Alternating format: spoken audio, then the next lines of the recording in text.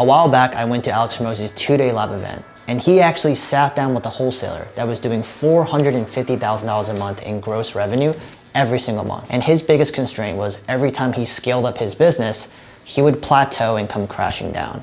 And at the end of the video, I'm gonna show you what Alex Hormozi missed, because although Hormozi is the true GOAT of business, he is not a real estate wholesaler by trade. I'm a real estate wholesaler. Okay.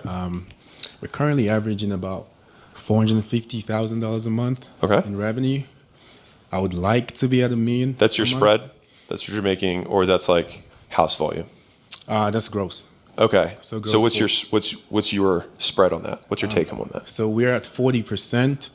So right around 250, 240. Yeah, so obviously Francis is killing it. If he's bringing in $450,000 a month in revenue and taking home about 250, so that means that the 40% that he's paying right now is his marketing, his sales floor, and any salaries for his operations team. To be honest, this is a little high in my opinion on how much gross profit this guy's bringing in, especially if he's paying for marketing. But let's see what Hormozi says as he kind of goes through this video. You're good. Okay, but here's the challenge we run into. So we're currently at 450 average, yeah? We've had 700K months this year already. Okay. The challenge is every time we get to those numbers and I try to, hey, you know what, it's time to ramp up. For some reason, we tend to tank to 200, 250. Okay. I have cause to believe it's the sales team and just, they have those power months where everyone, takes home 20, 30 grand.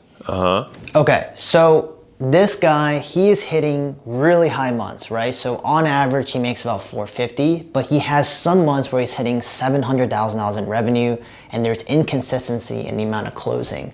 And I've said this 1,000 times on these YouTube videos, that a lot of wholesalers across the spectrum of experience, beginners to the experts, they think that it's a lead problem.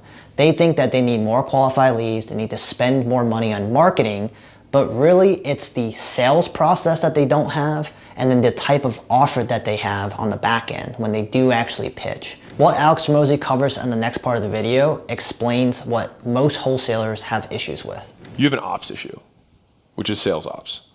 And so it's this is gonna be much more weedy in terms of like tactics to answer this question. But it's like, there's probably like 20 things that you need to be doing, and you're probably doing like 13 of them, and the other 7 are gonna be the thing that make the difference in creating the consistency of the team. That's at the surface level. At the deep root of this is, who's the leader of the sales team? I do have a sales manager. Okay, so he or she is the problem. Like sales at the end of the day is a culture game. Well, everything's a culture game, but like sales, you can feel it so quickly when things are good or not good because the feedback loops are so fast. But for whatever reason, you do not have a culture of consistency within your team. I would wager that script adherence is low because you have such variability in close rates, unless there's a change in lead quality, which would be something else. But are the leads the same, like this month as last month? Yes, the leads are the same. Yeah, so it's a sales discipline issue, which then comes down to the training cadence, the scripting, how people are being managed on a daily basis and weekly basis in terms of their career goals, how like you're doing morning, this is all sales ops. So this is why Alex Hormozi is the business GOAT. Without looking at the metrics, without looking at the backside of Francis's business, he's already identified the key constraint, which is sales operations, right? And this kind of covers what we talked about in other videos, that it's not about the leads, it's about the actual sales process that his team's going through. Because as Francis just stated, his lead quality has been the same. So if lead quality is the same, why is his closing rates going up and down and it's extremely volatile? It's because he's not developing a sales process. He's not developing a custom sales script for his team to follow step by step. And the thing is, a lot of people don't like scripts and they like to follow frameworks, they like to wing it. But at the end of the day, creating a customized sales script with the right customized offer for the people that you're marketing to is what's actually going to convert. And this is why we target actual distressed homeowners, where we're looking at foreclosures, probates, divorces, any of these complicated matters that sellers are going through some unique pain. we actually can create a customized sales process and script for our team to walk these sellers through different options, different gateways, and then we actually provide a ton of value, and then we actually earn the right to set up a second call, which is where we're going to actually pitch an offer. So if you're having issues customizing a sales process or you need a sales framework to start with, we actually give all of that information inside our monthly Skool group. If you're interested, take a look down below. It's for $29 a month, and it covers everything sales. It covers our sales process and has an actual sales workshop to help you grow. There's a two-step, like I would approach this in 2 steps. Step 1 is we should do all the stuff that we are not currently doing, or we should be doing. Everyone should be reading the same script. If they're not reading the script, why are you on this team, right? We need to have training that's every day to make sure that they are saying things the right way. We need to make sure that everyone memorizes the script. Some of you guys might have seen the YouTube video I put out like 2 days ago about this. This is a straight out of the book checklist problem.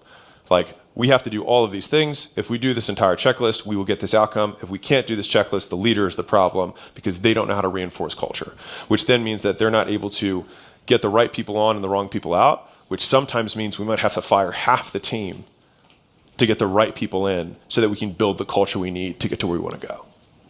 Because you are in, like, I showed the shapes of businesses. You are in a sales and marketing business. There's functionally no delivery. Like, you're just basically like, are you guys doing outbound or like smiling and dialing, or do you buy leads from setting teams? Inbound, just Google Ads.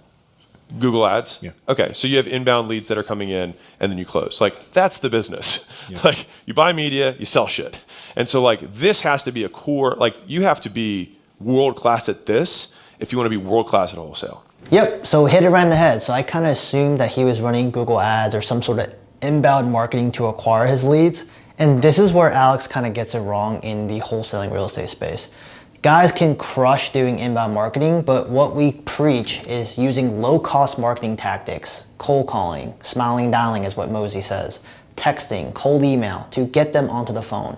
Because there are 2 different ways to acquire leads in real estate wholesaling or flipping, which is one, which is the paid ads way, Google Ads, Facebook, any sort of media buying, or you can do a outbound marketing style that we do.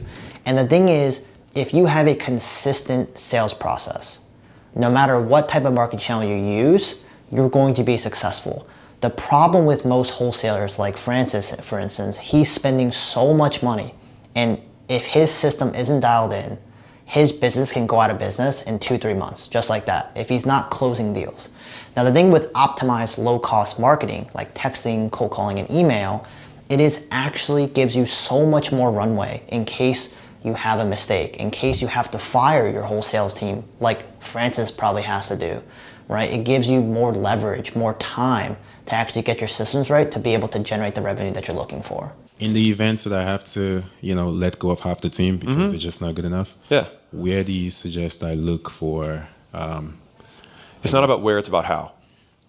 So it's not like I'm going to find, like, the better you get at training sales and creating consistent sales processes, the less skill someone can have and create a consistent outcome within your team, which becomes the arbitrage of your business. Just like I said, the cleaning thing before, if the whole constraint of that business is going to be finding, basically taking a human being and then turning them to a great cleaner that actually shows up on time, you have to take the raw input of somebody who has no skill and just has work ethic, just has energy, and in 14 days, you can get them closing deals on wholesaling.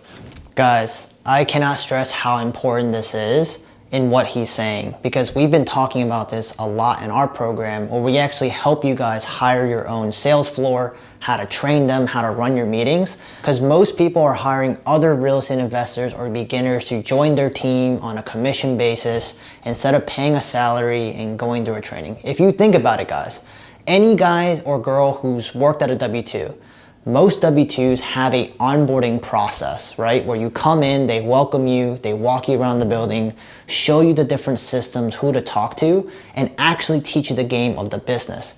Most wholesalers are not doing a onboarding process, and that's why most operators are getting destroyed. If you have a custom sales process, you have a script, you have a way of asking the right questions, and the way of presenting and booking a second call to present that offer, that is the key metric, right? Because if you have all that sales process built, you can actually create a 10 to 14 day onboarding program, and you can bring anybody off the street with some sort of talent and you can put them through this process. You can teach them the business of real estate. You can teach them how to talk to sellers, how to use a sales process, and you can make that person close deals in 14 days. Everybody on our team that's on a salary has 0 real estate experience before they came in. And the reason why we personally do that is because some people who are real estate investors prior to working with us had bad habits, and we don't want to start off on the wrong foot.